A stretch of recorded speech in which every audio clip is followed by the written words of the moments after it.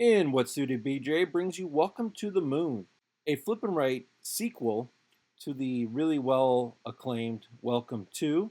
What really sets this one apart from the others is you're going to have the ability to play different adventures. Currently, there are only 3 on BGA. There's a little bit of talk about maybe getting the other.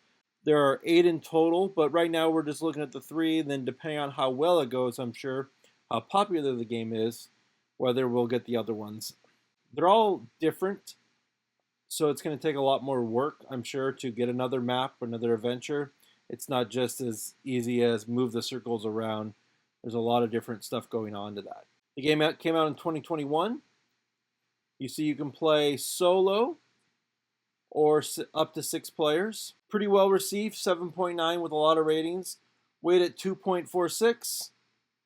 Best with 2 to 4. And BGA says live it'll take about 15 minutes.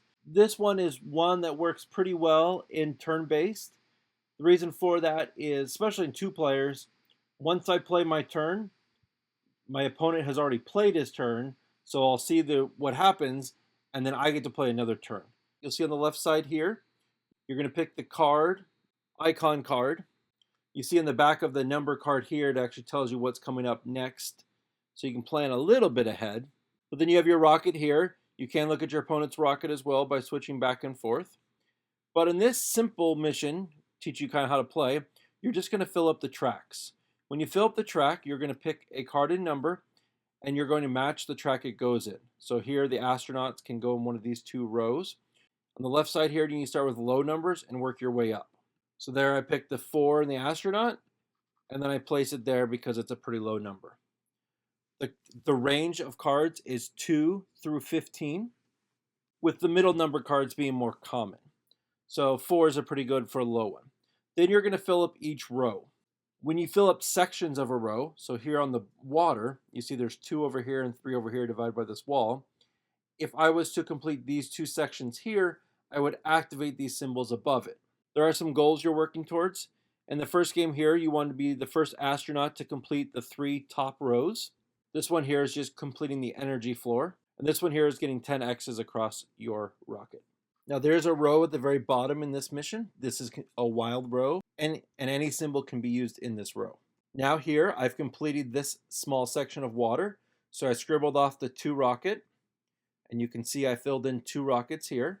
Now I get to play a sabotage. On my opponent's board, since I sabotaged this blue one here, he had to circle one of his sabotage markers. He will lose 5 points for this.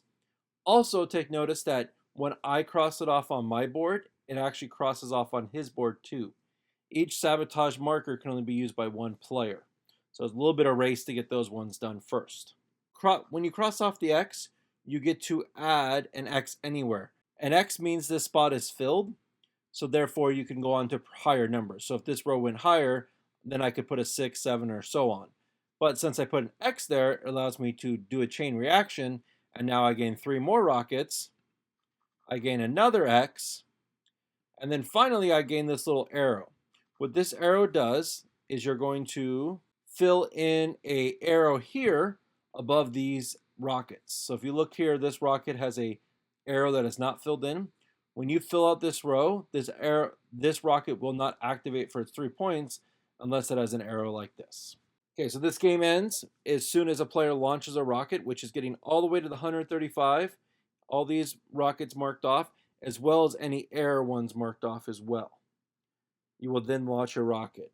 Or you can end it the normal ways. The game ends in several ways. If one player accomplishes all 3 goals, it can end. Or if one player has filled in all of the numbers. If you get into a position where you're not able to write down a number, you have to circle one of your errors here. The game will end if you have all of these error boxes circled.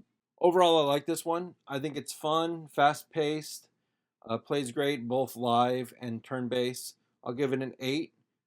It's something I'm really hoping the other modules come out. I've never played this one in person, but I own Welcome to and Welcome to Vegas, and I've been to a con before. We played like 30 people playing the same game with an overhead projector. So it's a lot of fun. It's a fun, light, quick game.